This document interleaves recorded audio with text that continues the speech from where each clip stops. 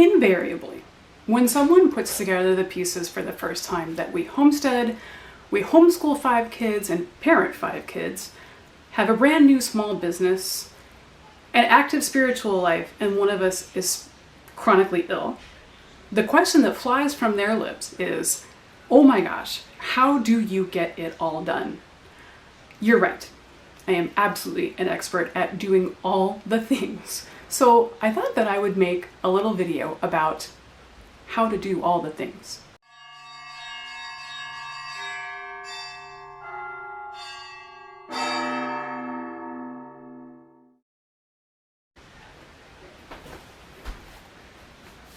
So it's not like you have to search very far to find a million blogs, especially mommy blogs, that claim to tell you how to get it all done. They offer all these tips, time management, and that's good. Maybe I'll do a series on that at some point because definitely I have achieved some skills, right, with all that I do in how to get the things done. But what I want to offer you here is a little bit more global perspective than tips. If you're in a hurry to implement a system, tips are really useful, but life is not one size fits all, and any tips that I give you might or might not work for your particular situation. Right now, I am reading Angela Duckworth's book, Grit, which I highly recommend, by the way. I haven't finished it yet, but it's a fascinating study on why some people succeed at their goals and others don't. The chapter I read last night struck me as a good description of how I manage to get done what I do get done. The big secret, and you might have guessed it, is I don't get it all done. I don't even try. So, Duckworth says that the most successful people tend to select a few priorities about which they feel really strong convictions, and then they align everything else to those priorities. It's a fancy way of saying prioritize, which is a tip that I would have given you had I been doing tips in this video. It requires more reflection. It requires a lot of practice implementing, but it's so much more effective than time management tips. For one thing, when I'm doing this, when I am really focused on prioritizing, I have a lot easier time managing my time because I have more time to manage. It has a way of making less important things either fall off the list or slide way down. Recently, we started a new business. The whole thing started probably 2 months ago, and over that time, we've been doing all of the new business things, right? And we weren't really done with school yet when we started doing this, which was upsetting to me because educating our kids is one of those top priorities that we've chosen. It has always been a priority since they were born, and we chose to homeschool. Homeschooling is kind of a big time commitment. When our efforts to start the business began, schooling ended, which is okay. It's summertime. Lots of kids are out for the summer. In general, in the past, we've schooled year-round because it offered us more time flexibility. And if we need to take a week off for the holidays, then, well, we have gotten all of the other time in the rest of the year round. And so our schedule just works out better that way. But we stopped. And I was really upset about that. Homeschooling is incredibly flexible. That's one of its biggest virtues in my mind. So I said, for a season, let's just put it down. It's fine. It's summer. Lots of kids are off for the summer. We'll pick it up when we can. And kids are never not learning, right? They're always learning. So we can be a little unschooly in that respect. But if anyone ever set out to prove kids are always learning, I feel like we have. They've asked 10 million questions about every aspect of starting a new business, about soap science, about customer service, about web design and how the internet works. Now that we're at farmers markets, they ask all about the customers, the people that we see, what customer service is really about. Some of the farmers at the farmers markets are not originally from the United States. So now they're being exposed to a whole new culture and people who don't speak English as their first language. Ooh, lots of questions about that. And they've made connections socially with those people who are from completely different cultures. I can't pay for a curriculum that will do that for them. I can't contrive a setting in which they would have encountered all of these people from social circles that otherwise we probably wouldn't really have a chance to encounter. So, ask me if I still feel any stress about the disruption to our homeschool schedule. But the key here when it comes to time management, getting back to that, is observe the priority in this situation. The priority was education. We strive for education, not schooling. And education is available everywhere, so I am not struggling to cram worksheets or book work into our schedule on top of the farmers market. The farmers market is the education. The thing I like best about the farmers market, and I love this partly because my kids are there, is that there are so many people to meet. I'm really an introvert, so I'm super happy to stay at home and just be a hermit. But that I kind of forget how much I really enjoy just chatting with people. I spent 3 years working on a veterinary reception desk, and on the third year, I was a supervisor. So I spent a lot of time interacting with customers, including customers that had problems that I needed to help solve. And so I developed a sort of an extroversion that I can put on even though I'm an introvert, and it's a little tiring to do it.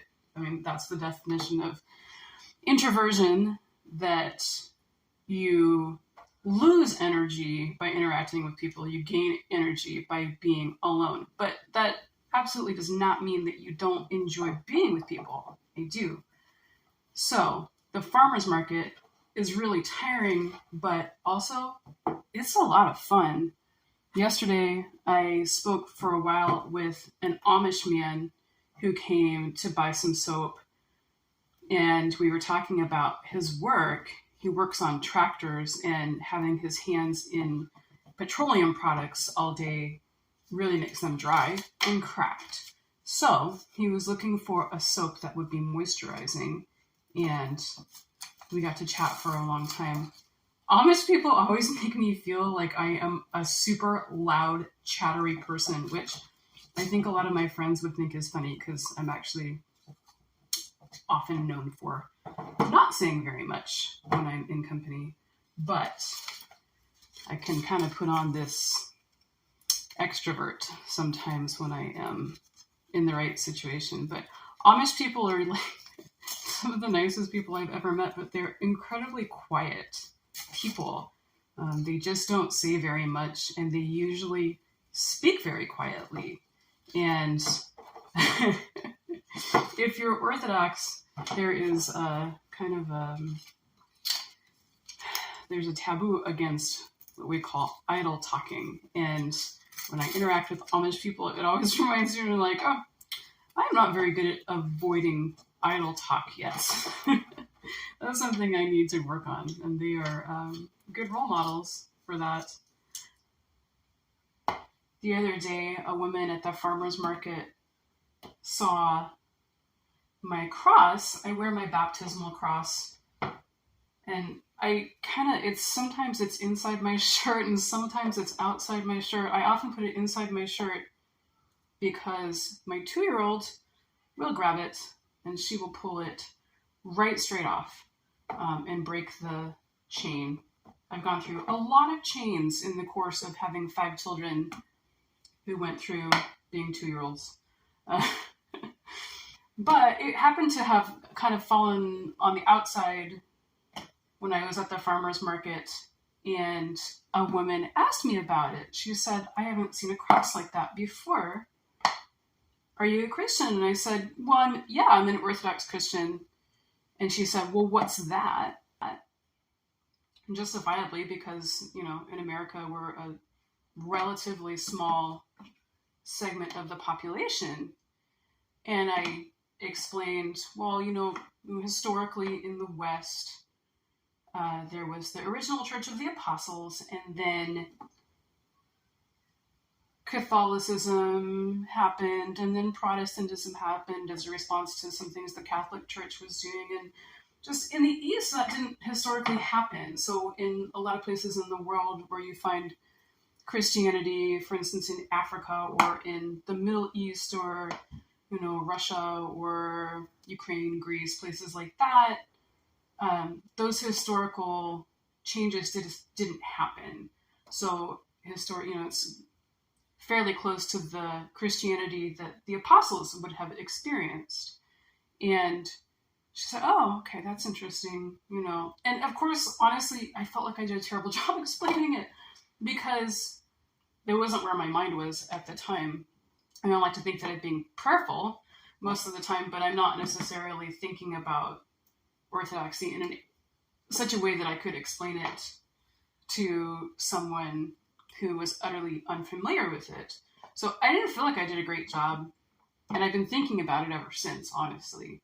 And I would love to know, like, what is your elevator pitch for Orthodoxy when someone asks you about it? And I'm like, I don't mean that like in like an advertising sense, obviously. That's kind of not what we're trying to do. But like in the sense of, you know, have a reason for the hope that is in you, right? Like, how do you explain to people what your faith is about? I would love to hear. So tell me in the comments, what's your kind of, in a nutshell, this is what Orthodoxy is, if you're an American and, you know, you've just never ever heard of it. I would love to know what people say. Because next time when someone at the farmer's market sees my cross and I say, oh, that's a tri-bar cross, and yeah, I'm an Orthodox Christian, I would love to be able to follow that with something, you know, that expresses more deeply our experience of Orthodoxy, because obviously it's so much more than history. I mean, maybe history was the way that a lot of us sort of found Orthodoxy. I did, somewhat. But it's not the reason why we stay Orthodox, is it? So, let me know. How do you do this? The other day, there was a man in a wheelchair who was incredibly kind and really so willing to talk with the kids about his experience. And he showed them his van, which of course was it was altered to accommodate his wheelchair, and would lower and raise so that he could get the wheelchair in and out, and had a ramp that was mechanically retracting, you know, at the push of. He showed them all of the accommodations that his van was fitted with, and it was fascinating for them. And we just don't know anybody else that has a similar situation. So that exposure and interaction was invaluable, and he was so kind to spend time answering their questions. In our family, we have a handful of high priorities. They probably boil down to spiritual life, education, and health. For anything we do, and Duckworth's research supports this, we ask if it gets us somewhere towards any one of those goals. And if not, we scrap it. Keeping the house clean supports all the goals, because for me, having an organized and clean place to work makes it easier to work. Having a disorganized and dirty place to work is distracting to me. And also, health is one of our priorities. But if washing the windows takes away from spiritual formation or education, then it's going to fall down on the list, right? Because it's a distraction from the overall goals, even though in and of itself it might seem important. The struggle for me in all of this is that it means generally things look a lot less perfect than they do in my mind. They look less perfect, right? Like you get this vision in your head of your kids sitting, you know, calmly and collectively at the table, studying their spelling, studying their math, and some of the time it looks like that for us. Or you get to sit down with them and do read-alouds and do art and do science experiments and things like that. Some of the time it looks like that. And I love it when my house is sparkling and my windows are clear and everything looks organized. I love it when our schedule is perfectly orderly and we get up and we do the prayers and maybe we read the Bible together, and then we do chores and we eat breakfast and we do school, and things kind of go in a logical progression. That's my favorite. I'm an orderly person at heart. But arranging your life around your big goals, the global priorities, means sometimes radically accepting that the picture in this moment is not going to look like you had envisioned. And that's hard for me. Okay. So farmers are incredibly busy people, as I'm sure you know. It is a before dusk, or before dawn to after dusk kind of a job, right? And you might wonder how to fit prayer time into that kind of busy schedule. Here we're on our way to the farmer's market in Menominee this morning, and we had to leave early because we got to be there kind of early. And so we really don't want to miss our prayers as a family, but we don't necessarily, because of chores, we got to do chores before we go and eat breakfast and all these things and get all this stuff all packed up. We don't necessarily have time to go stand in the prayer corner together and light up the incense and light up the candles and have prayers together. So the people who are staying at home are going to probably do that, but me and my kids here that are going to help at the farmer's market, we do our prayers on the road, because we're not going to miss out on that. Father Thomas Hopko said, "Pray as you can, not as you think that you must," which I think we can start the Father Thomas Hopko drinking game with our YouTube videos every time, because it seems like every single video I mention Father Thomas Hopko at least one time. Anyway, no, Christians probably shouldn't play drinking games, right? I don't know. Oh, okay. Anyway, pray as you can, not as you think you must. So it would be my ideal that we are all able to stand together in the icon corner as a family and do our prayers, but life is what it is, right? People are going off to work, people are going off to school, people are going off to the farmer's market, and here we are. So we do our prayers, and then we listen to Father Alexis's scripture podcast. Look that up at dailyorthodoxscriptures.com, because it's a fantastic resource. He reads really well, and then he offers a little commentary at the end, and he also has a kids version of it that the kids really, really like. And you do it almost every day, right? What, we listen to it almost every day? Yeah. We do listen. When we can, we listen to it almost every day. It's not, the kids one is like 5 minutes long. It's not long. Anyway. But the grown-up one is like 20. The grown-up one is 25 to 30 minutes, which conveniently is the length of a commute for a lot of us. So What's a commute? Commute is your trip to work. It's not my ideal, but it's still in line with my big priorities. And for instance, if I look at, the scripture podcast instead of sitting down with the Bible in a quiet moment, which is the picture that I have in my head of what would be ideal, I can't really get up any earlier. I already often get up as early as 3 a.m. Now, if I get up a little earlier to add the Bible to that, or to add a separate prayer time to that, well, now it's cutting into my sleep, and I'm going to be cranky, and I'm going to be ineffective, and my mood sets the tone for my house. You should see what my kids are like when I'm cranky. So trying to get up earlier to do that may actually serve the one goal, but take away from other important goals. So that's how I evaluate whether that's a good idea or not. As it turns out, as a family, we listen to the scripture podcast, and that works really well for us. Sometimes we can listen to it even as we're driving to the farmer's market. And if we say our prayers together on the way to the farmer's market, they happen. Whereas if we insisted on being really perfect about it and standing in the icon corner together and lighting up the incense and doing the candles like we do on days when we can do that, that's our ideal, we may not get it done at all. In a nutshell, that's our time management strategy. No tips, just prioritizing. What do you do to manage your time? What are your big priorities? What do you let slide by the wayside if you have to? Tell us in the comments. We look forward to hearing from you. Hi, we're the Dannies. We have a 3-barred cross on our door and goats on our porch.